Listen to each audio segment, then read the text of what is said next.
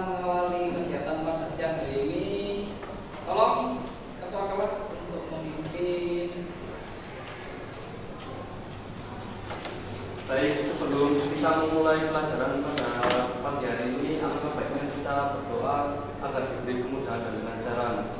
Berdoa dipersilakan.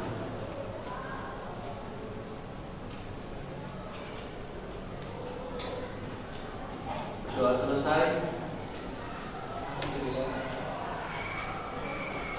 Untuk memacu semangat kita pada siang hari ini, kondisinya yang agak panas ini ya. Baik, Bapak ingin mengajak untuk tes tangan ke atas, disilakan ke dalam. Marina menari di atas menara, di atas menara, di atas ini ya. Marina begini, menari begini ya. Oke, menara. Siap? Marina menari di atas menara, di atas menara, Marina menari. Oke, terima kasih. Tunggal, ada,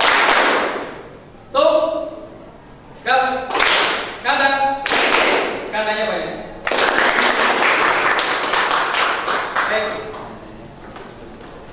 Untuk kita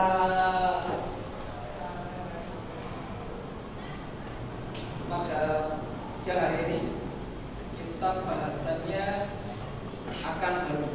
Tapi sebelum kita masuk ke materi itu, masih ingat materi minggu lalu mana? Kita membahas tentang apa? Hak dan kewajiban. Ya, hak, kewajiban.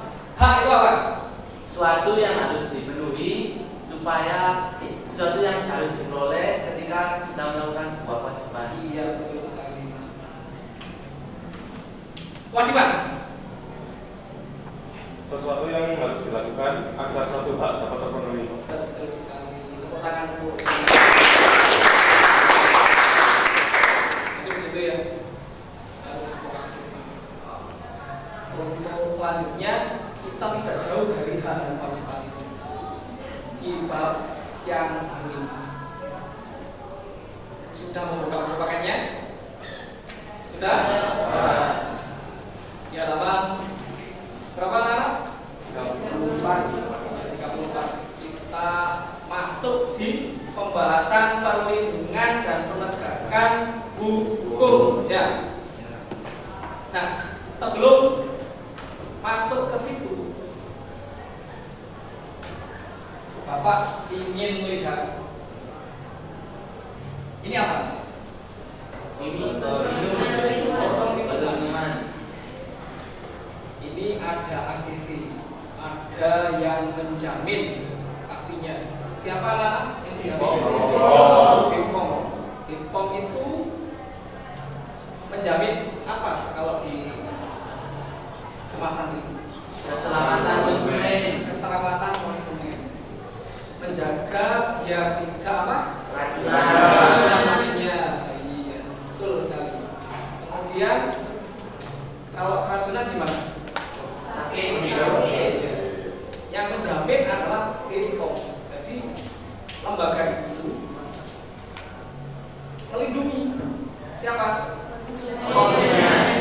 Betul sekali. Salah satu wujud daripada perlindungan hukum dilaksanakan oleh BPOM. Baik, kita masuk di pembahasan itu ya. Nanti akan lebih dalam lagi.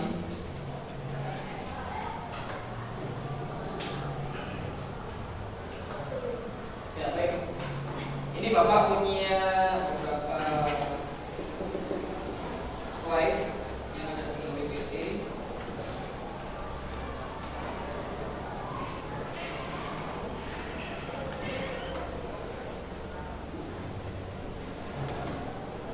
Untuk itu, silakan kalian lihat tayangan video berikut.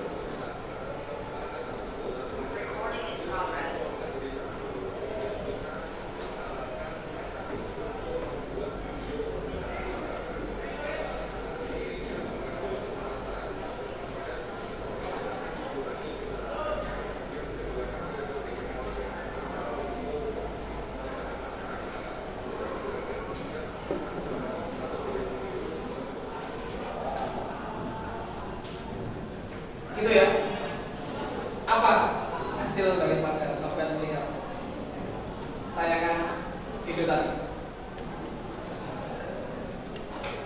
Ya, silakan. Ya, betul. Kemudian ada perlindungannya, bagaimana wujudnya tadi? Untuk mengurangi itu bagaimana? Nah, kebijakan ditayangkan di Iya, tayangkan biar apa? malu Dapat biar jerat juga ya. Ya. Untuk mengurangi tingkat pelanggaran. Lalu lintas. Ini salah satu wujud daripada lembaga kepolisian untuk mengurangi pelanggaran yang ada di dalam. Gitu ya, anak. Nah, dari beberapa bahasan tadi,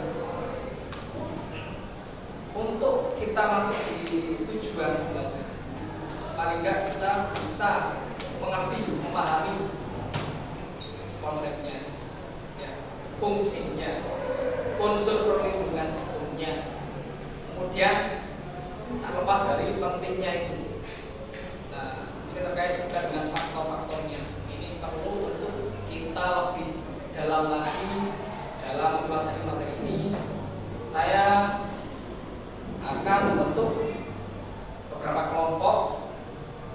Nanti kalian akan mengerjakan RKPG yang dipersiapkan. Ya, bagiannya ada 4 kelompok nanti, sama besar di kelompok di kelas ini. Jadi nanti ada 5 sampai 7 anggota dalam satu kelompok, dalam satu kelas ini. Silakan saya bagi, ini ada 2 kelompok, ini 2 kelompok. Silakan.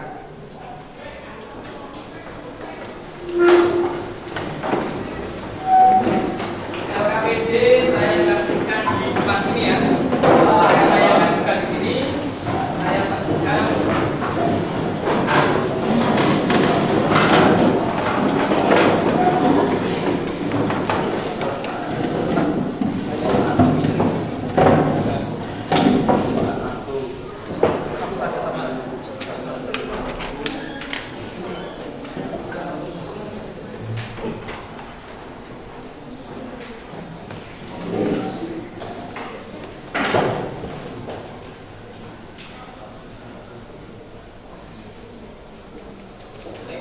Silakan dikerjakan ini ya, diperhatikan. Cek, ada 2 soal.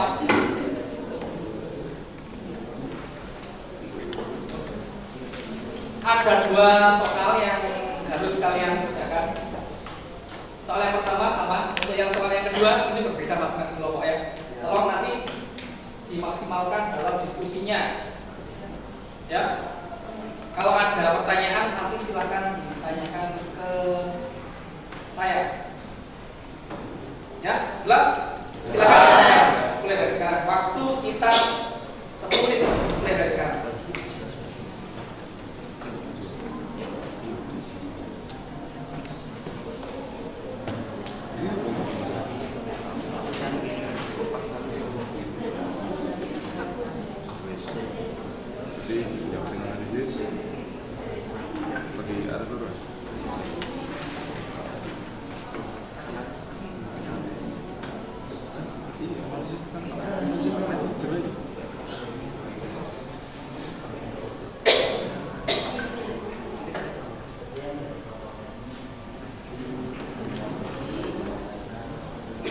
Mana kelompok ini?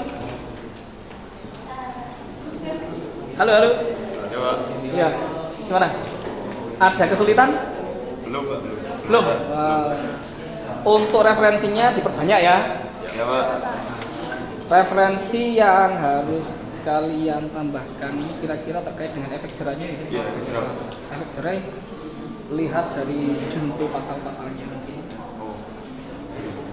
Di undang-undang itu pasti di atasnya itu ada juntonya. Jadi itu merujuk pada undang-undang sebelumnya atau yang terkait. Silakan.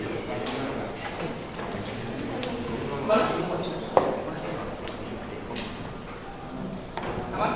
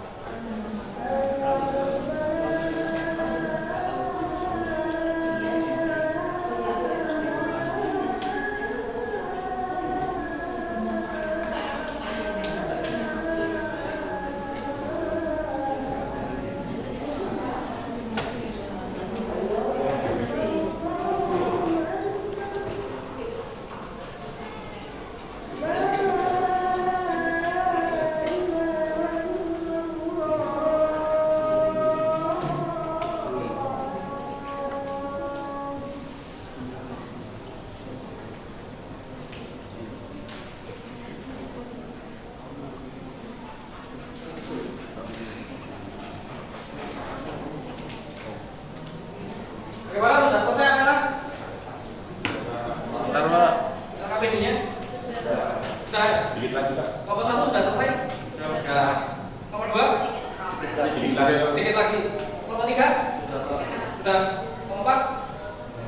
Sudah selesai. Ditunggu sebentar ya.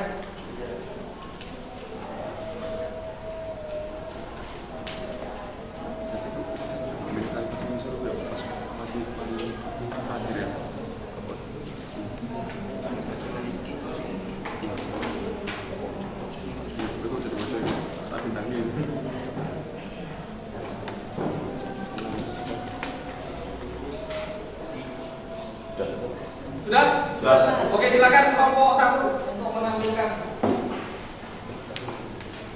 hasil diskusinya.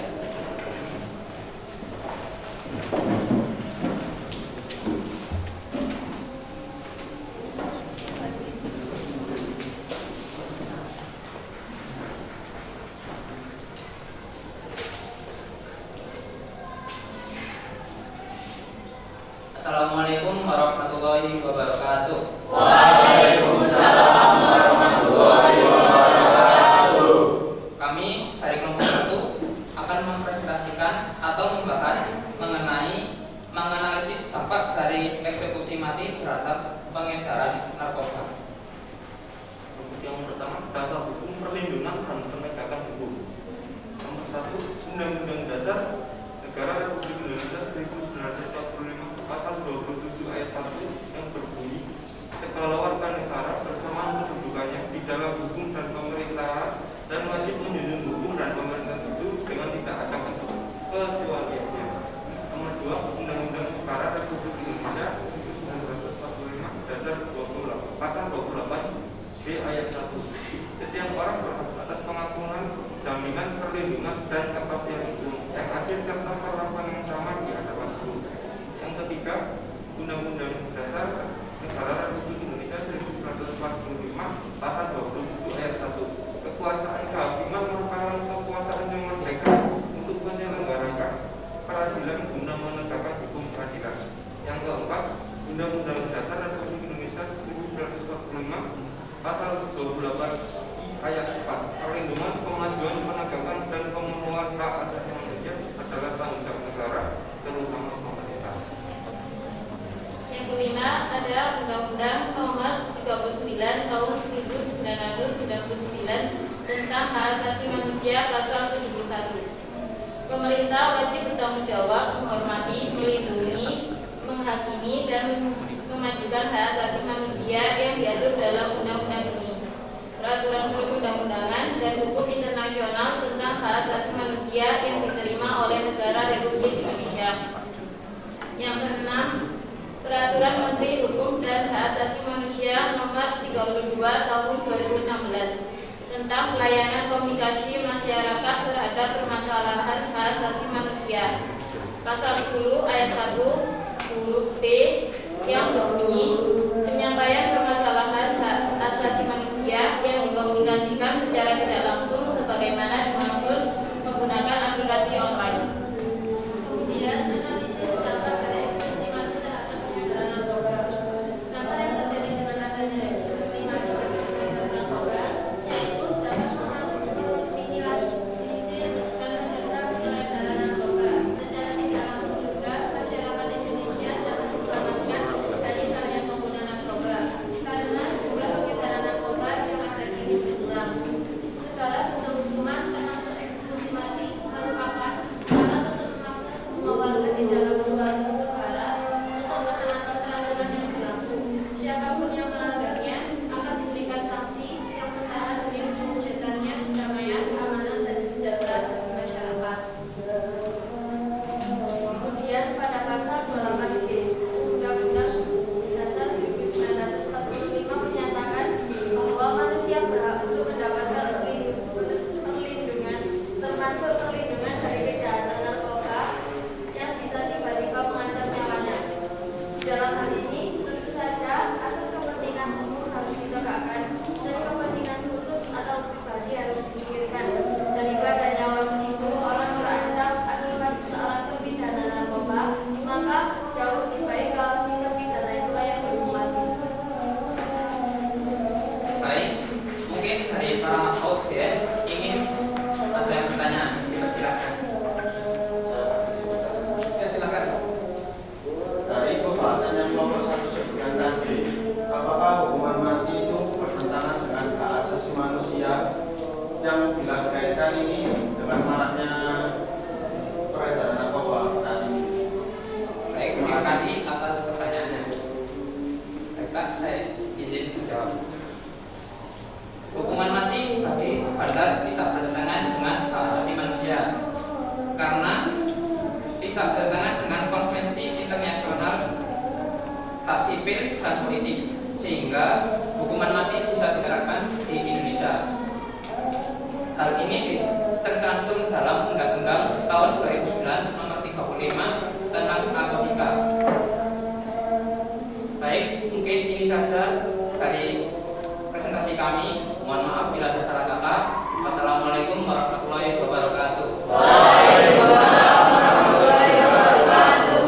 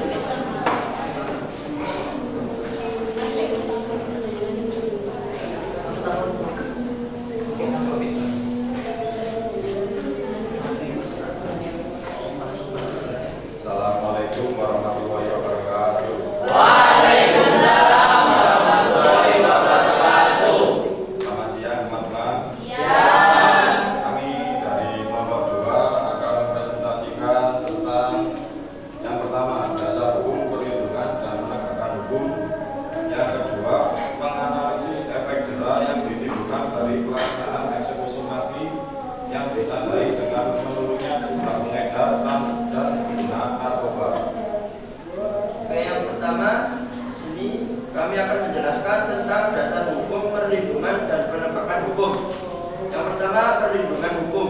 Perlindungan hukum adalah segala upaya pemerintahan untuk menjamin adanya kepastian hukum sebagai segala upaya pemerintah untuk menjamin adanya kepastian hukum untuk memberi perlindungan kepada warganya agar hak-haknya sebagai seorang warga negara tidak dilanggar, dan bagi yang melanggarnya akan mendapatkan sanksi sesuai peraturan yang berlaku.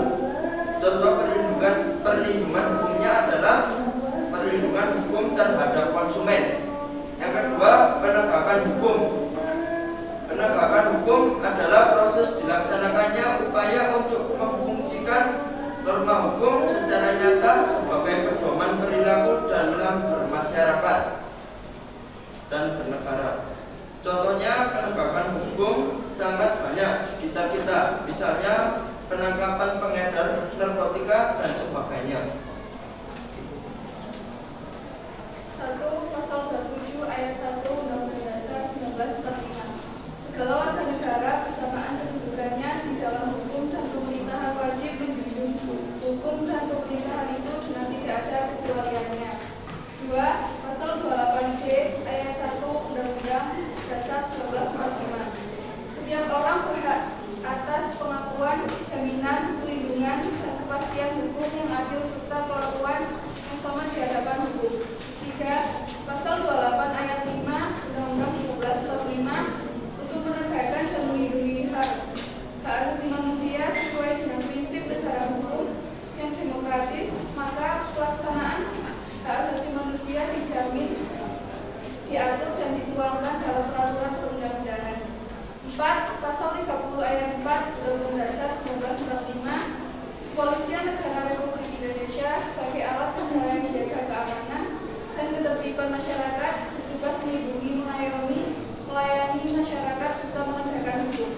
5. Pasal 24 ayat 1 Undang-Undang Dasar 1945, kekuasaan kehormatan merupakan kekuasaan yang merdeka untuk menyelenggarakan peradilan guna menegakkan hukum dan keadilan. Efek jera yang ditimbulkan dari pelaksanaan eksekusi mati. Efek jera yang ditimbulkan adalah penurunan terhadap peredaran jumlah narkoba yang ada pada sebuah daerah. Karena eksekusi mati mencabut hak seorang yang sebagaimana seharusnya tersebut adalah Tuhan yang dimana memiliki kemampuan untuk menghentikan hak untuk hidup seseorang. Jadi, efek jera yang ditimbulkan adalah akan semakin banyak orang yang takut dan tidak berani untuk menggunakan maupun menggunakan narkoba.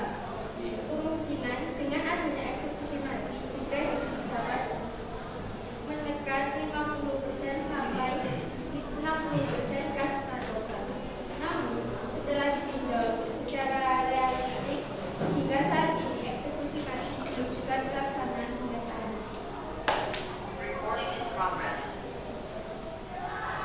Data BNN menunjukkan pada tahun 2008 tercatat ada 3 juta orang yang menjadi pengguna narkoba.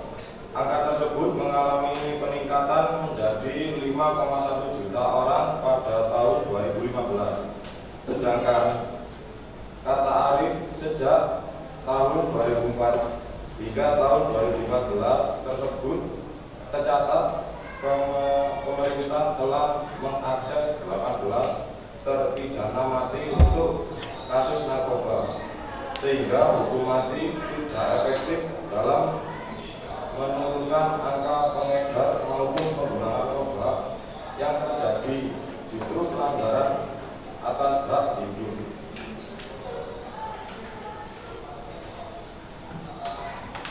Penjatuhan hukuman mati bagi terpidana kasus peredaran gelap narkoba diatur dalam Undang-Undang Nomor 35 Tahun 2009 Pasal 113 Ayat 2 dan Pasal 114 Ayat 2.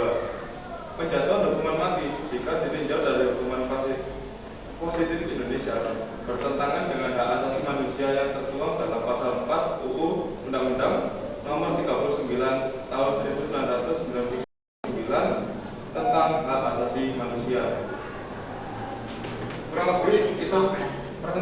dari kelompok kami. Apakah ada pertanyaan dari para teman-teman?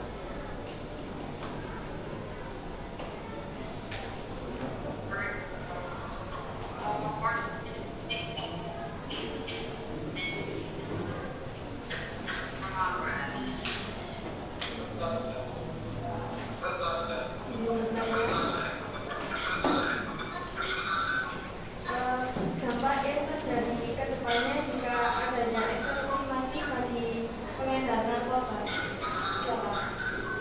Untuk dampaknya dapat diminimalisir dengan mencegah peredaran narkoba secara tidak langsung. Juga masyarakat Indonesia dapat diselamatkan dari bahaya penggunaan narkoba karena jumlah pengedar narkoba yang ada akan berkurang.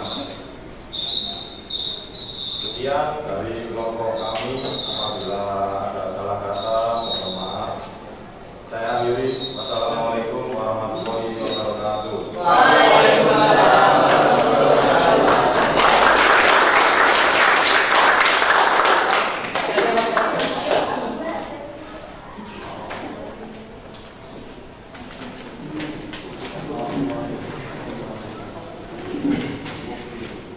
Baik, dilanjutkan kelompok 3 untuk menyampaikan hasil diskusi penelitian ini.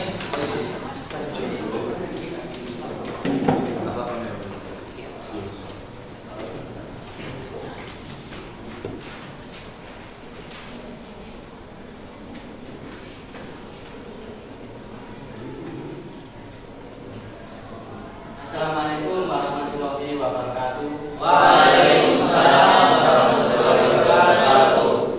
Selamat siang teman-teman. Siang. Kami di sini akan mempresentasikan hasil diskusi kami mengenai yang pertama yaitu dasar hukum perlindungan dan penegakan hukum, kemudian hasil analisis tentang relevansi pelaksanaan hukuman mati dengan penegakan HAM. Yang pertama yaitu pentingnya perlindungan dan penegakan hukum adalah untuk menciptakan tatanan masyarakat yang adil, damai, sejahtera tanpa adanya pelanggaran HAM dan pelanggaran hukum lainnya seperti pembunuhan, penipuan dan lain sebagainya. Selain itu, hukum perlu ditegakkan agar Indonesia dapat mencapai cita-citanya yaitu untuk menciptakan keadilan sosial bagi seluruh rakyat Indonesia. Kemudian pasal-pasal dasar hukum perlindungan dan penegakan hukum. Yang pertama pasal 27 ayat 1 UUD 1945 yaitu segala warga negara bersamaan kedudukannya di dalam hukum dan pemerintahan wajib menjunjung hukum dan pemerintah itu dengan tidak ada kecualinya. Yang kedua pasal 28D ayat 1 UUD 1945 setiap orang berhak atas pengakuan, jaminan, perlindungan, dan kepastian hukum yang adil, serta perlakuan yang sama di hadapan hukum. Yang ketiga, pasal 28 ayat 5 UUD 1945 untuk menegakkan dan melindungi HAM sesuai dengan prinsip negara hukum yang demokratis, maka pelaksanaan HAM dijamin, diatur, dan dituangkan dalam peraturan perundang-undangan.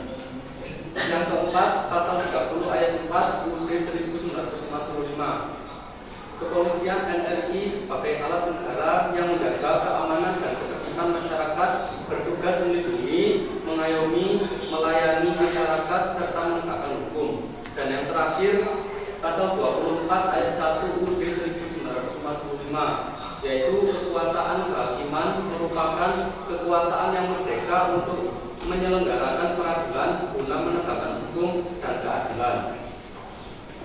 Yang kedua yaitu menganalisis relevansi kesesuaian pelaksanaan hukuman mati dengan penegakan hak asasi manusia. Dua sisi keterkaitan penjatuhan hukuman mati yaitu sebagai pelanggaran hak asasi manusia dan di sisi lain termasuk penegakan hak asasi manusia. Pelanggaran HAM karena pelanggaran hak asasi manusia berupa hak untuk hidup maupun hak lainnya yang pasti akan hilang dengan terlaksananya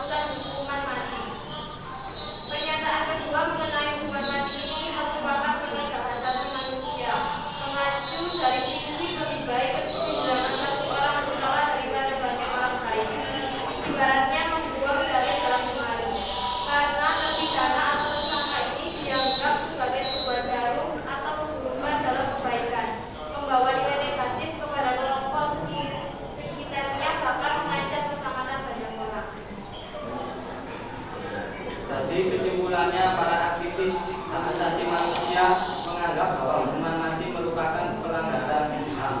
Komnas HAM menyebutkan hukuman mati merupakan bentuk pelanggaran hak asasi manusia karena tidak menghormati hak untuk hidup, bahwa tidak seorang pun boleh mencabut nyawa orang lain, negara sekalipun. Untuk menghentikan peredaran narkoba tidak cukup dengan hukuman mati karena ada banyak faktor sehingga narkoba dengan mudah beredar di Indonesia. Dibutuhkan kestabilan dalam berbagai bidang, baik itu bidang ekonomi, politik, dan budaya, agar masyarakat tidak tergiur narkoba. Terkait dengan keadilan pelaksanaan hukuman mati bagi seorang yang membunuh secara keji dan kejam, pengedar narkoba, bandar besar, dan korupsi miliaran rupiah bisa saja dilaksanakan hukuman mati karena cara mereka melakukan hal tersebut pun tidak manusiawi. Dan sudah selayaknya korban mendapatkan perlakuan adil. Hukuman mati merupakan hal yang melanggar HAM, namun hukuman mati baik ditegakkan agar menjadi contoh buat yang lain agar tidak melakukan kejahatan yang sama. Baik, dari presentasi dari kelompok kami, apakah ada audiens yang mau bertanya? Izin bertanya, Pak. Oke, silakan. Pertanyaan saya, apakah hukuman mati yang diterapkan di negara Silakan. Kan tadi dijelaskan tentang diskriminalisasi. Saya bertanya, apa dampak diskriminalisasi?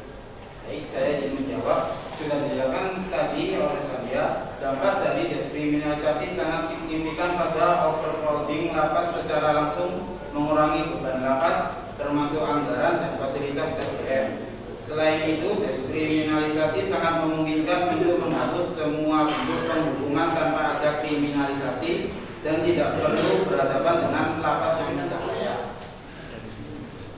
Mungkin itu saja dari kelompok kami.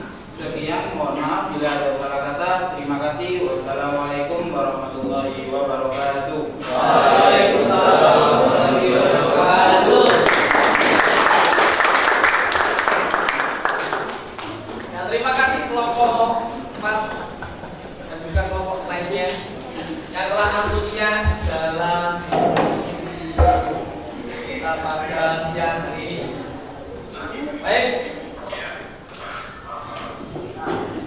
Dari pembahasan 4 kelompok tadi itu saling berkaitan. Ya. Dasar hukumnya jelas ya, perlindungan dan penegakan hukum itu. Ya. Apa? Pancasila. Pancasila. Undang-undang dasar. Undang-undang dasar. Dan perundang-undangan yang di bawahnya undang-undang dasar. Yang jelas pasti ada peraturan yang dilanggar. Manakala melakukan pengedaran narkoba, melakukan pendistribusian narkoba, pengkonsumsian, nah, itu pasti ada hukumannya, ada pidananya. Undang-undang yang mengatur tentang narkoba, undang-undang tahun berapa? Nomor 35 tahun 2009. Betul sekali, nomor 35 tahun 2009. Ya. Sudah baca undang-undangnya? Ada pidana sekian, golongan 1, golongan 2, golongan 3, itu ya, itu ada kelas-kelasnya. Kalau kalian memahami satu undang-undang itu berkaitan sama undang-undang yang lainnya juga. Ya, tentang psikotropika, ya, itu jenisnya. Ada golongan 1 ini, golongan 2 ini, dan seterusnya. Ada sanksi yang dikenakan. Ya, pasti kita sepakat ya, narkoba memang harus kita hindari. Dari mengkonsumsi, mendistribusikan, memainkan, mengekspor atau mengimpor atau yang lainnya, pokoknya yang berkaitan dengan narkoba kita harus perangi. Katakan tidak pada narkoba.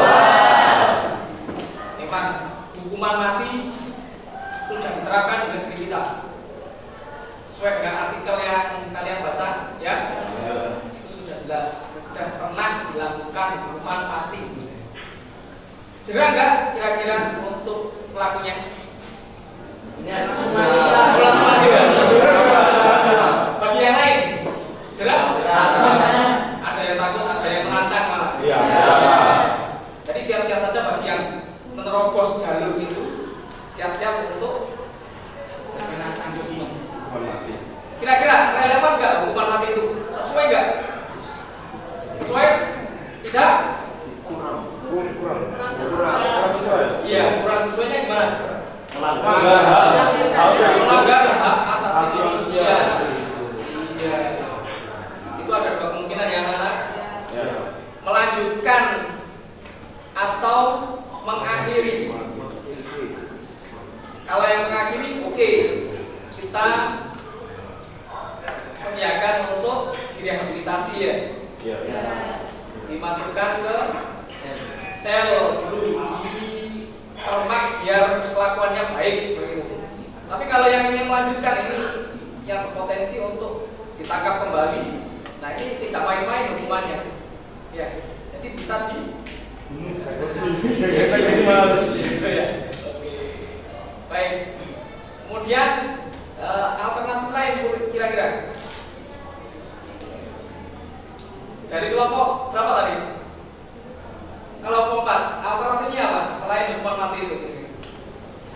Selain hukuman mati itu ada rehabilitasi atau deskriminalisasi atau hukuman penjara seumur hidup dan penjara paling singkat 20 tahun, paling singkat 5 tahun dan paling lama 20 tahun. Ya, itu bisa jadi opsi-opsi lain selain hukuman mati. Manakala para aktornya mau untuk bertobat gitu. Nah, itu pasti ada keterangan dari presiden sebuah negara manakala mencekal pengedar itu kan masing-masing negara, antar negara itu kan saling koordinasi ya. Kalau orang luar negeri kita tangkap di sini pasti ada hubungan baik atau ada hubungan lain dengan negara lain. Pasti ya, impor ekspor itu berkaitan di sini. Untuk menyebarkan barang yang dikonsumsi nikmat itu katanya, ya. Jadi kita harus perangi, kita taat aturan pada Undang-Undang 35 tahun 2009 tentang kita tidak. Oke, baik. Untuk kita lebih dalam lagi pembahasannya, silakan diperhatikan PPT dan pasang.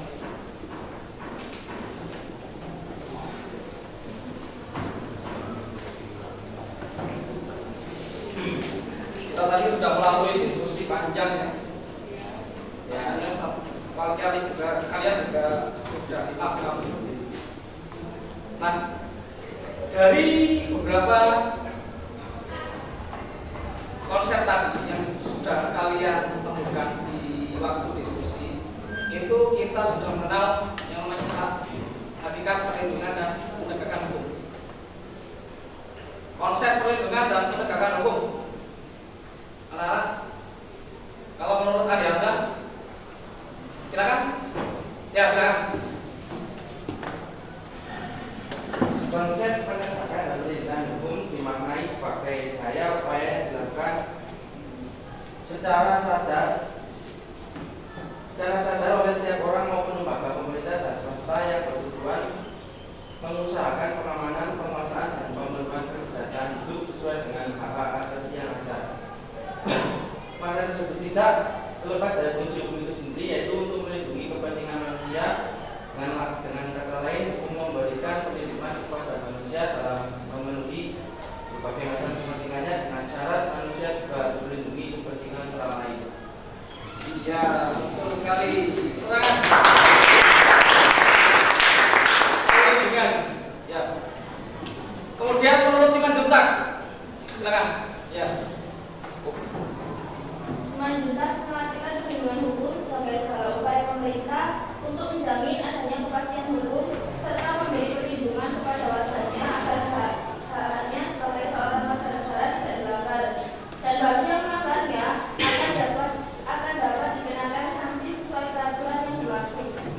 Iya, betul sekali. Ada sanksinya ya. Nah, memang dari konsep perlindungan hukum ini, hukum itu perlu ditegakkan dan bagi subjeknya perlu dilindungi. Nah, peraturan perundang-undangannya itu harus jelas, ya. Dan peraturannya harus jelas. Kemudian ada masyarakat. Nah, masyarakat ini mencari keadilan, bukan kemenangan. Kita harus paham itu ya. Kalau di peradilan, memang masalahnya berhubung dengan ini ya. Keadilan bisa adil manakala katanya sih ya. Harusnya kan sesuai dengan timbangan itu. Yang benar ya benar, yang salah ya salah. Harus adil.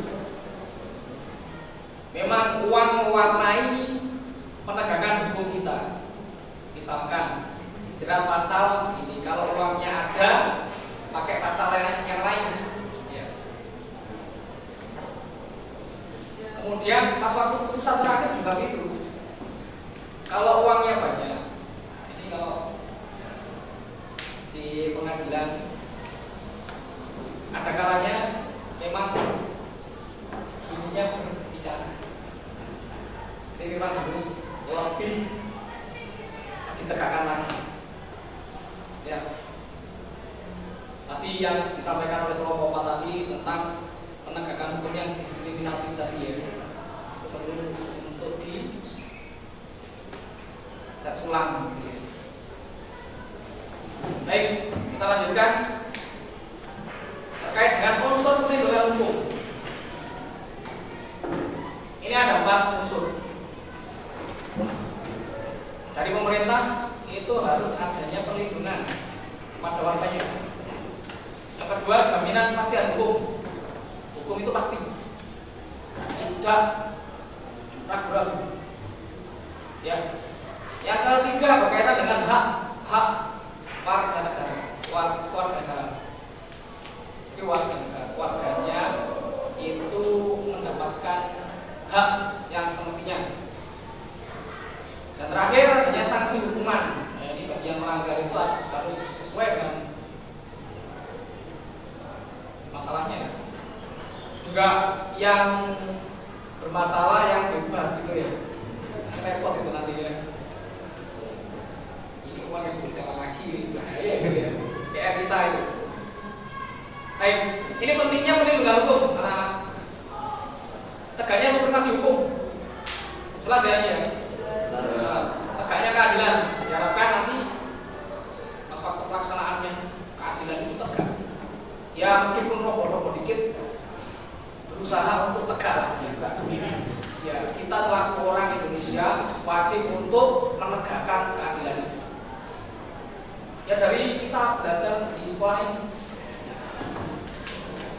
kita berlaku baik, tidak berlaku buruk ya, mentaati peraturan di sekolah, di rumah nanti juga disesuaikan dengan aturan rumah yang baik, begitu. Tidak melanggar aturan yang ada di sekitar kita, sehingga terwujudlah yang namanya perdamaian di dalam kehidupan masyarakat, damai, tidak kacau, gitu ya. Kita lanjut, faktor yang mempengaruhi penegakan hukum. Ini ada banyak ya faktornya. Misalkan dari hukumnya, hukumnya harus jelas. Kalau kita lihat undang-undang, ada pembukaan, ada junto pasalnya, kemudian ada terakhir penjelasannya. Mungkin ada aturan peralihan yang ada di bawah, paling bawah pasal itu. Penjelasannya itu kalian bisa melihat penjelasannya jelas. Ada RUU, ada apa itu penolakan, pasti akan direvisi ataupun nanti kalau perlu direvisi ya. Kalau tidak perlu nanti ada apa itu sosialisasi undang-undang yang pasti dari lembaga terkait pasti ada. Jadi hukumnya harus jelas, bisa dipahami oleh warganya, warga negaranya. Begitu. Pembuatannya terbuka, ya. Pembuatan RUU-nya itu terbuka, kemudian aspek kepentingan orang kepentingan yang stakeholder terkait juga dilibatkan. Pasti. Penegak hukum, nah, ini seperti apa? Penegak hukum itu siapa saja? Polisi,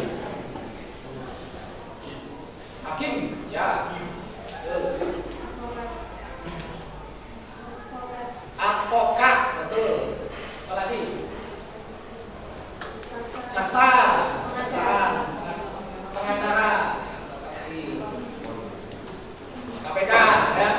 Nah, ini harus kompak untuk melakukan perlindungan dan penegakan.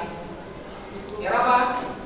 Ya masyarakatnya, warga negaranya itu aman, damai, tidak ada Islam. Masyarakat, kenapa? Masyarakat kok masuk dalam faktornya?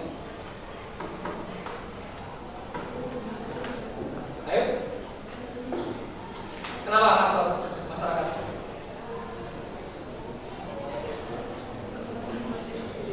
Karena apa Pak, kalau masyarakat tidak ada, kalau masyarakat tidak melakukan perbuatan yang membuat penegak hukum itu memberi kayak hukuman, ketika masyarakat melanggar hukum, jadi hukumnya bisa ditegakkan oleh. Iya. Jadi masyarakat sudah proaktif loh ya dalam melaksanakan peraturan undang-undang. Tidak senggol kanan senggol kiri dalam melaksanakan peraturan ini. Ya, sarana dan fasilitas yang mendukung penegak hukum. Misalkan lampasnya bagaimana, kalaupun ada yang melanggar ya. Lalu lintas kalau di area lalu lintas di area jalan raya itu zebra cross, penunjuknya itu sarana dan fasilitas yang mendukung penegakan. Ya, kebudayaan. Nah, ini masuk di seluruh komponennya. Manakala tertib pada peraturan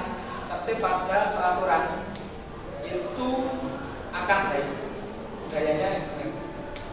Jadi kesadaran melaksanakan aturan itu bukan karena takut, tapi karena sadar, mengerti, paham, kemauan ini baik sehingga dijalankan dengan sebaik-baiknya,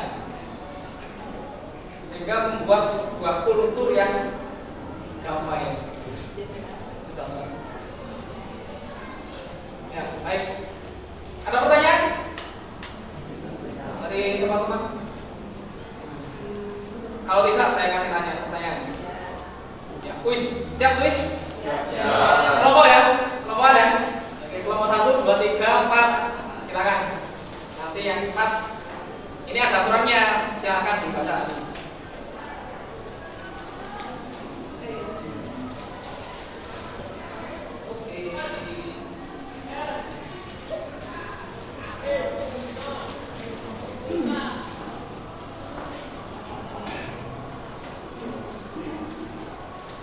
Silakan. Ya, kelompok 1. Pasal 1 ayat 3 Undang-Undang Dasar Republik Indonesia secara tegas Indonesia adalah negara hukum. Hukum. Iya.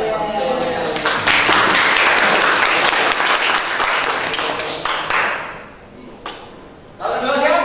Ya. Siap-siap angkat tangan ya? Ya.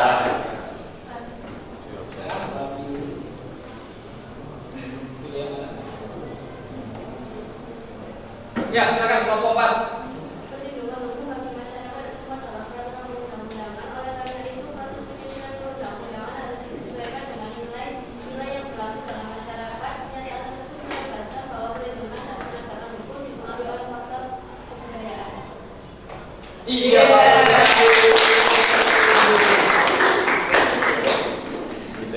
Nomor 3. Nomor 3 siap? Ya, silakan.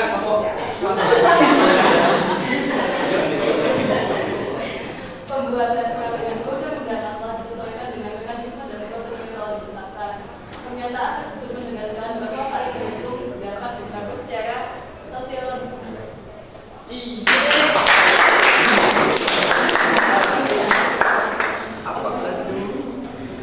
Kelompok yang lain ayo. Nah ini gambarnya apa ini? Tangan yang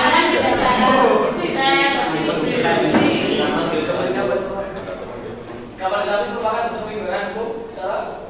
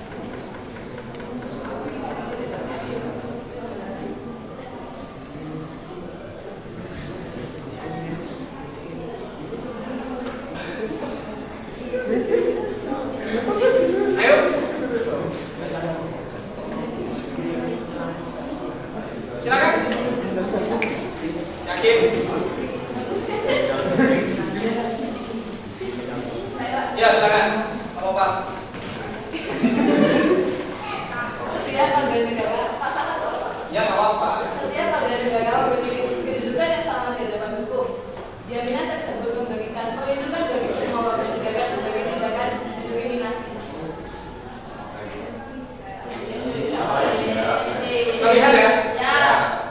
Ada kelompok lain yang ingin menjawab?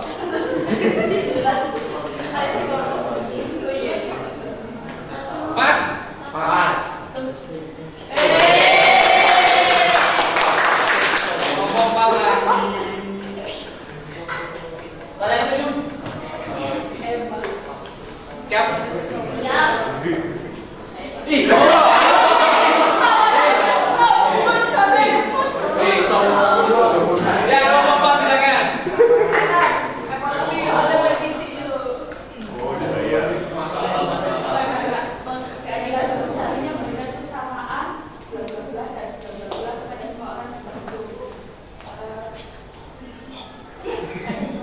hak dan kewajiban.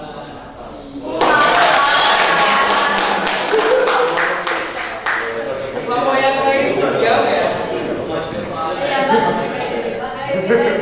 Soal 8. Iya, silakan.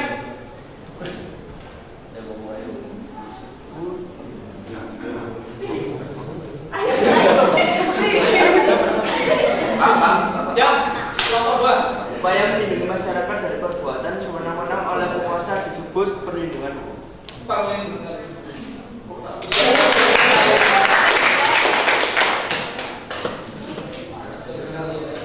Jadi upaya melindungi masyarakatnya. Gila?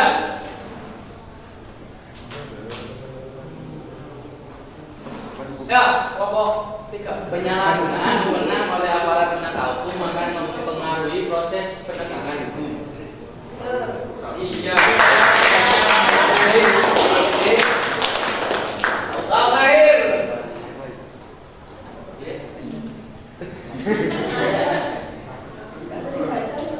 Nakalan ini. Silakan. Ya.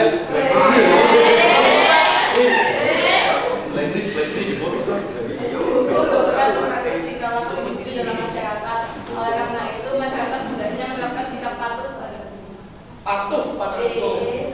Ada yang lain? Enggak Pak, itu Apa?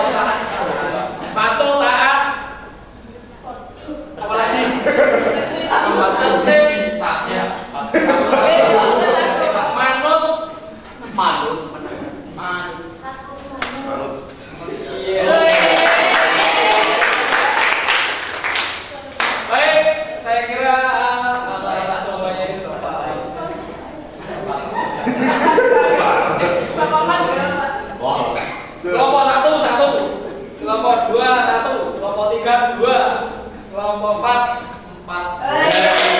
Silakan oleh kelompok 4 ya. Tapi kelompok 4 makan-makan. Tak biarin. Baik. Dari pembahasan ini, perlindungan dan penegakan hukum itu memang ada upayanya, upaya sebelum dan upaya setelah, preventif dan represif.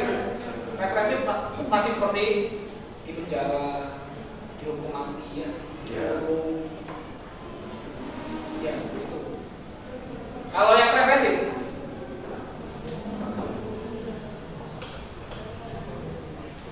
sebelum melakukan Direhat dulu, Pak. bukannya dia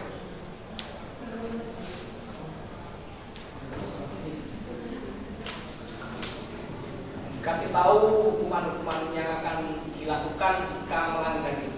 Kita upaya preventif. Diajak melihat sanksinya. Jadi ada sosialisasi, ya pendidikan. Itu. Ya, silakan salah satu untuk memberikan kesimpulan pertemuan pada siang hari ini. Silakan. Ya, silakan. Dokter, biar teman-temannya itu. Bagaimana sih, Pak? Depan.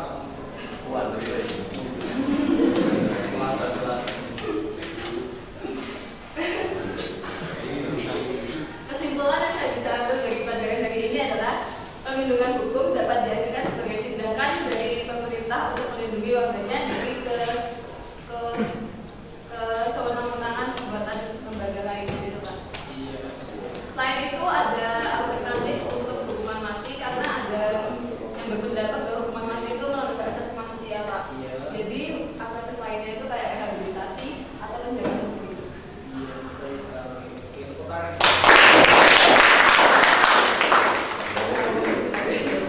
Baik, untuk selanjutnya ini ada pengajaran soal.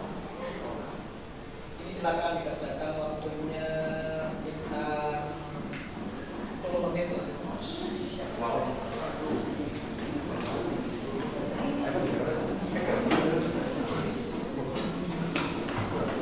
Individu, ya, individu tidak kelompokan ini, ya, jadi kembali ke tempat duduknya. Ya.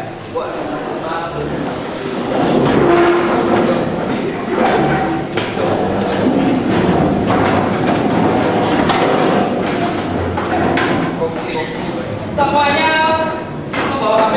Ada yang tidak membawa?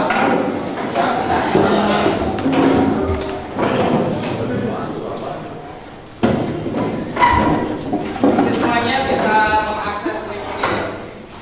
Jelas dari belakang kelihatan? Jelas, silakan dirasakan tulisannya ini flashback sampai pertama siang hari ini. Silakan. Kalau ada kesulitan jangan tanya teman-temannya, jangan tanya kiri kanannya.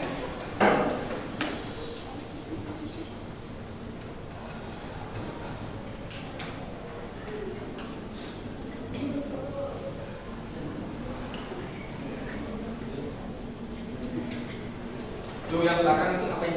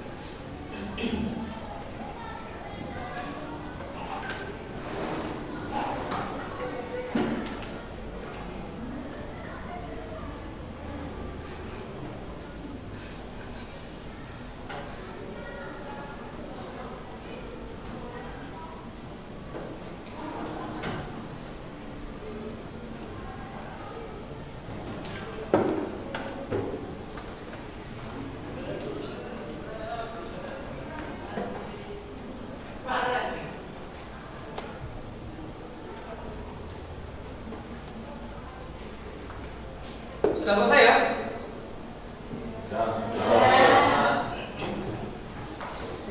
Baik. Untuk selanjutnya dari soal sudah dikerjakan. Ini pertemuan minggu depan kita melanjutkan pembahasan ini tetap, tapi kita masuk ke peran penegak hukumnya. Ya, jadi dipersiapkan dengan membaca buku paket atau tambahan dari sosial media kalian. Silakan dibaca-baca. Depan kita biar bisa maksimal dalam pembelajarannya. Kita ketemu lagi minggu depan dengan persiapan yang matang, ya, sehingga bisa maksimal. Ketua kelas untuk memimpin doa, silakan. Baik, sebelum kita mengakhiri kegiatan pada siang hari ini, alangkah baiknya untuk kita berdoa agar ilmu yang kita dapatkan pada siang hari ini dapat menjadi berkah. Berdoa dipersilakan.